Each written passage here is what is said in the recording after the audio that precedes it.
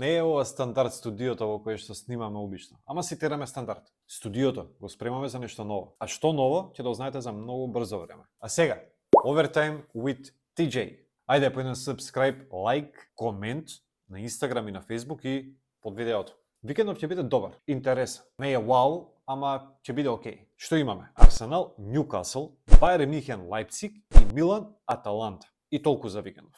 Ајде да почнеме. Прво германците, Бајер Мюнхен, Лајпциг. Значи двете екипи се страшни во последно време. Елмас као дојде во Лајпциг да игра повеќе, ама игра помалку. Ама добро, треба време за уигрување, за познавање со нова лига, нов стил на фудбал и ќе биде подобро.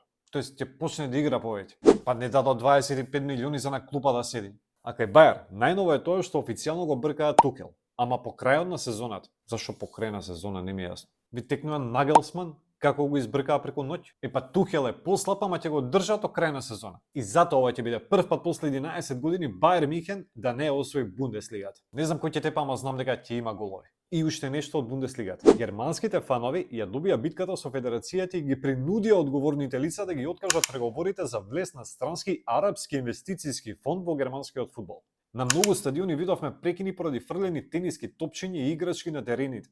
А бидејќи со тоа почна да се нарушува угледот на Бундеслигата, нели Германската федерација сега прави чекор насад.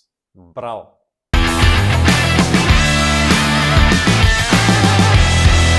Премиер лига, Англија, Арсенал, Ньюкасл. Арсенал влезе во победничка серија, иако загуби во средата од Порто во Португалија со 1-0 во Лига на шампиони. Во Премиер лигата имаат 5 победи во серија и тоа со страшно добра гол разлика. 21 даден и само 2 примени гола. И пак се тука негде во битката за титула. Ньюкасл као сака во Лига на шампиони следна сезона, ама нема шанси. Даваат голови, ами и примаат многу. Еве, минативе над превари, значи како им се? 2-2, 2-3, 4-4, 1-3 голови колку сакаш. Сега, што ќе се дешава на овој надпревар? Арсенал ќе напаѓа, ќе притиска и ќе тепа на крај. Ама ќе биде тешко.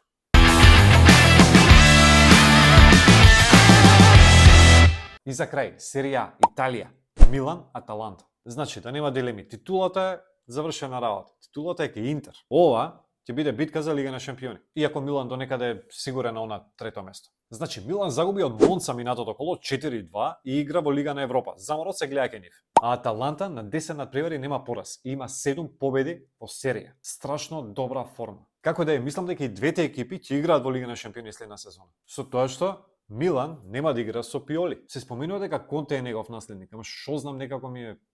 Што знам? Па добро, беше во Интер, беше во Јуве, уште Милан му фали во CV-то. Дечки, толку за викендов. Следете не заборавајте да притиснете subscribe и чекајте новитети на BMG Network. Се гледаме за брзо. Чао!